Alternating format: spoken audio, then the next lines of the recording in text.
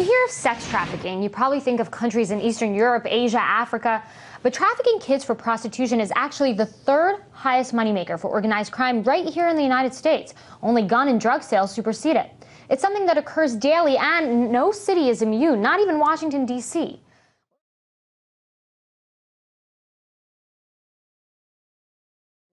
When I was in slavery, because that's what I was in, he told us, our traffickers said that he was our slave master.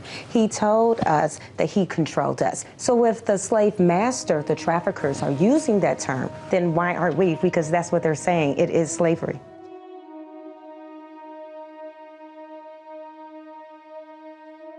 So tell me how it began for you, Tina. Why did you decide to fight this particular fight? Well, as being a survivor of child sex trafficking, it really started when I was 9 years old inside the foster care system in Chicago, Illinois. And so it started at 9.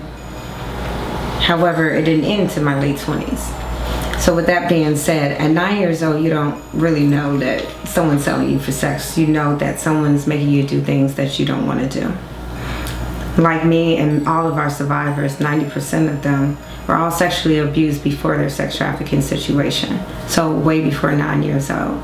Really means that I didn't have consensual sex ever. And I think that's really important before we judge people, is that if you never had consensual sex, then you're used to people taking it away from you. And you grow up thinking that everybody does what you're doing because that's all you know. And with that being said, when you say something out loud because you assume everyone's doing it, then you realize that there's a secret that you're supposed to keep. I was adopted at 12 years old, and my family was fine. No issues with them who adopted me at all. But it's also very difficult as a child being in over 23 different homes and moving constantly and being abused and having a stability. So my dad's white, and I think I was really scared at first when I was adopted because I thought all white men had sex with kids.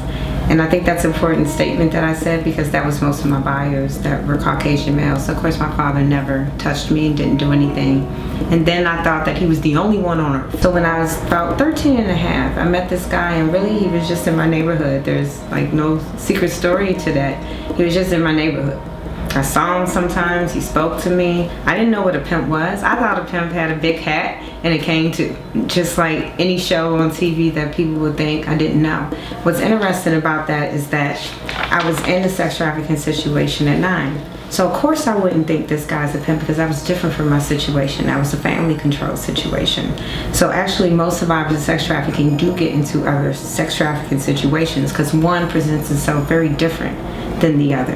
And people in the outside world don't understand that. You think it's all the same. It's not. It's very different. So this guy really just was nice to me. He didn't do anything wrong, I thought. So he came to me very polite and nice. One day, he just started paying more attention to me. It was there, and you open up and you start talking. But this took several months. This didn't just happen overnight. It took several months of a relationship. He was 15 years older than me, and I was 13 and a half. So with that being said, he told me I was mature for my age. I was smart for my age. He did not try to have sex with me right away. And I think that's important because that goes under your radar. They're not trying to sleep with you. They're just talking to you. They're showing you attention. But he also said he grew up in foster care. And he also said that he was adopted. So then the next step within that is one day I'm running late from school. So he offered to give me a ride home. And so did I get to school? Of course I got to school because it had to establish trust. Then he started buying me things that he asked me not to really show my parents to keep so I wouldn't get in trouble, that he'll keep it. And anytime I needed it, then he'll come and give it to me. Mm-hmm. So he's establishing this control that I'm not even seeing. So one day, really, I had an argument on my 14th birthday. So I was 13 and a half. And my argument with my parents was that I couldn't stay out past 10 o'clock. A pretty simple, easy thing. And I didn't understand staying out past 10 because basically I grew up living in abandoned buildings, running away from foster care with my other foster brothers and sisters, living in abandoned buildings because we were getting abused. I've been cooking since I was 8. So to me, that was a humongous thing because I've been taking care of myself for so long. So he told me call him when anything ever went wrong. So I called him and he said, I'll pick you up in 15 minutes and not to take anything. So I think that's important that he said that. He said, don't take anything. So as a child, I'm not thinking of running away.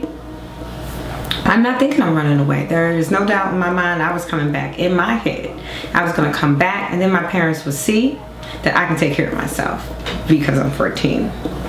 So with that being said, I get in the car with him, and he started to tell me that his family he always told me his family had a family business, but it was in Cleveland, Ohio. So he told me that he was on his way to Cleveland, Ohio, but he stopped everything he was doing to come get me. However, he still needed to go to Cleveland, so I had to go with him, but he'll take me back home the next day, and he'll let me call my parents. And he always told me he had a 6-bedroom house, and he had this big mansion in Cleveland, Ohio. And guess what? He really had a big mansion because he's a pimp. The only difference was there were 4 other girls there that were younger. Everybody was about under the age of 16, and there were 2 other guys. So he told me I could use the phone, and it was okay to go in the room and use it, but I didn't even notice that there was a lock or anything on the outside of the door, but there was no phone in the room. So the next process is called seasoning, and seasoning is rape. So the 2 other guys came in and they rape you. The saddest part of that, I think, is that, 2 is no more. Most of our survivors are raped by either 5 to 15 different guys, and 2 doesn't even happen anymore. So the pimp never came. Like, he never was there during the rape, but he comes right after. So he came right after, he put me on his lap, and he basically told me how much he can protect me and how much he cared about me, but I had to listen to him, and he'll never steer me astray. And I think people really need to understand and get that, because not only are they setting up a rape, they're also bringing back everything you ever went through in that very moment of always being raped and abused.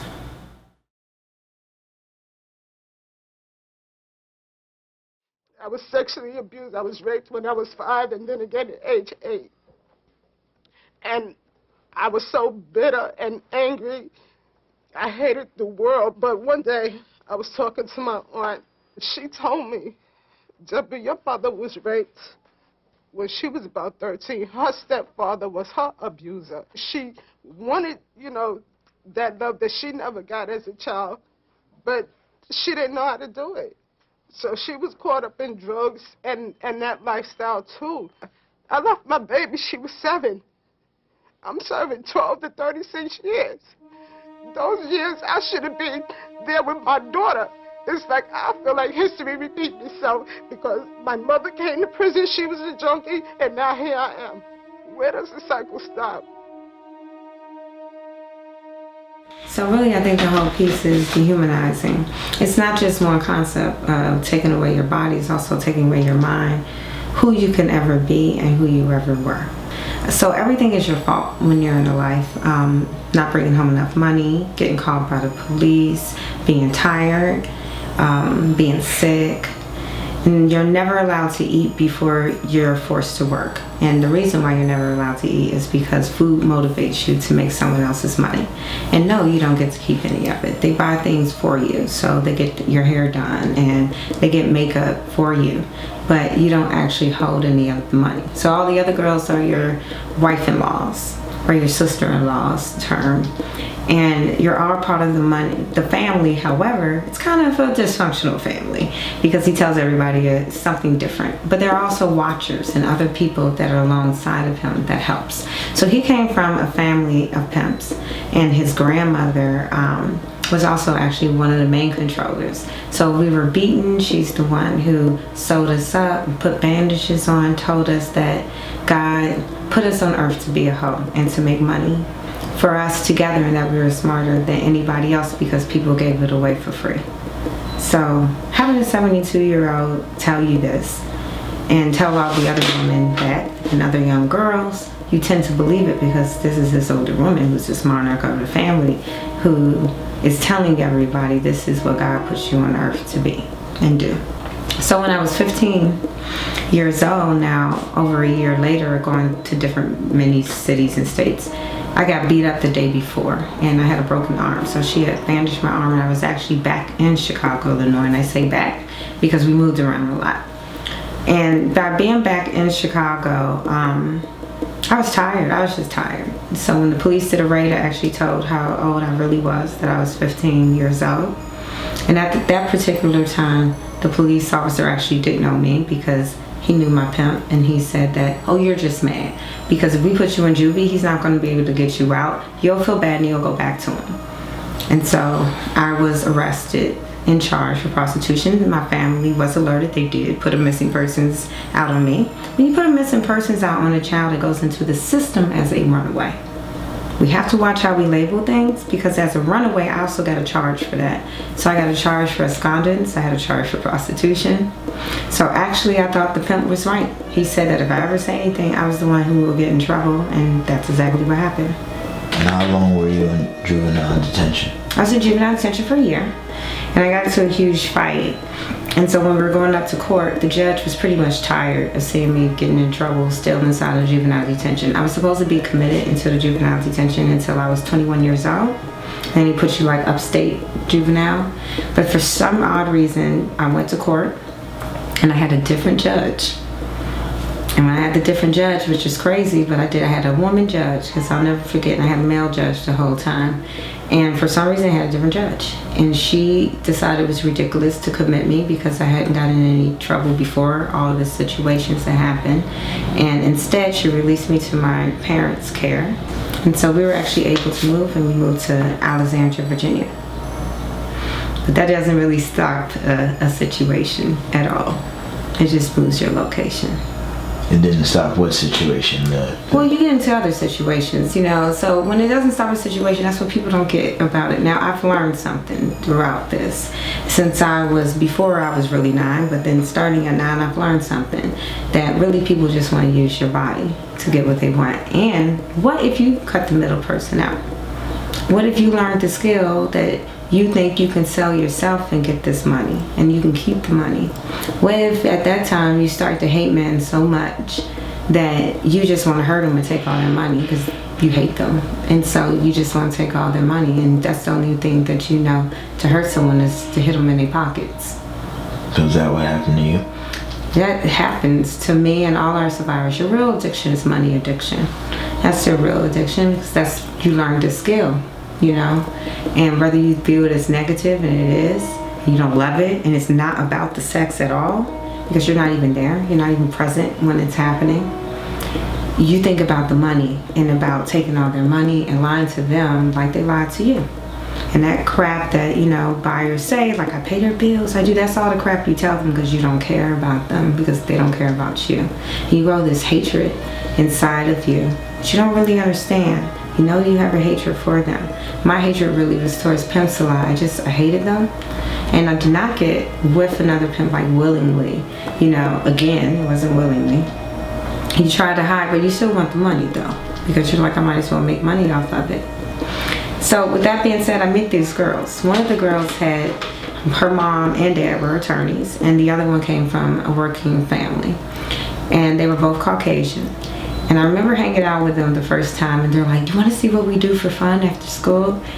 And I remember just looking at them like, what are they talking about? Wait a minute, what they do for fun? I'm like, well, what do y'all do? And they're like, oh, we make this money, but you don't always have to sleep with these guys.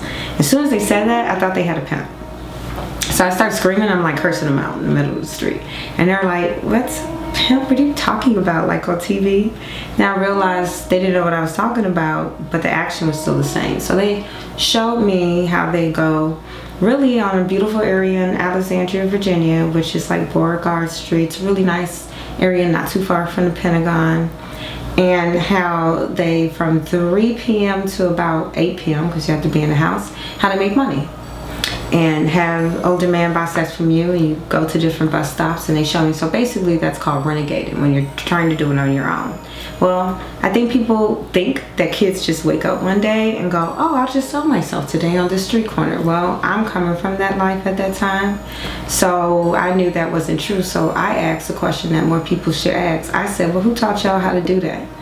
And so one of the girls who, both of her parents are attorneys, her uncle did, because her uncle started sexually abusing her when she was 10 years old, and he would take her out on those same streets and sell her. So when he moved away, she started doing that, and then with that, she started renegading.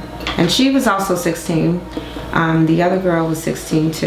And so her father, he started sexually abusing her when she was about 9 years old, and then selling her to his buddies from work.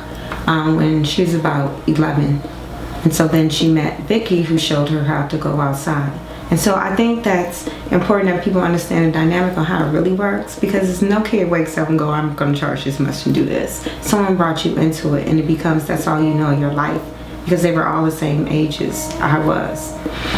You know, but you can't renegade. And people think that. And you can't. People watch you all the time, especially pimps. If pimps see you, that means that you don't have a pimp. You don't have anybody, and they'll try to get you. So that was a lot throughout my life of being kidnapped for a second, or a pimp taking you, because they kidnap you once they know you're in the life. They literally do. And then getting away from a situation. You don't stop, you change it, because that money addiction and all you know is, it kind of takes over. So, you know, even though I'm in school, you still work, and you still try to make money, and you still hide it. And all these things are going on after the fact of you running away from pimp, you trying to do this on your own.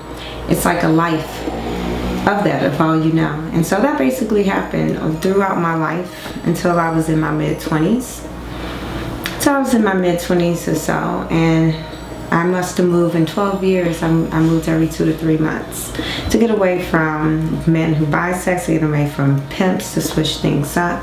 It's really this money addiction. It's not the sex. Then you try to date someone, square up, where you date somebody who's not involved, and you try to have like a normal relationship.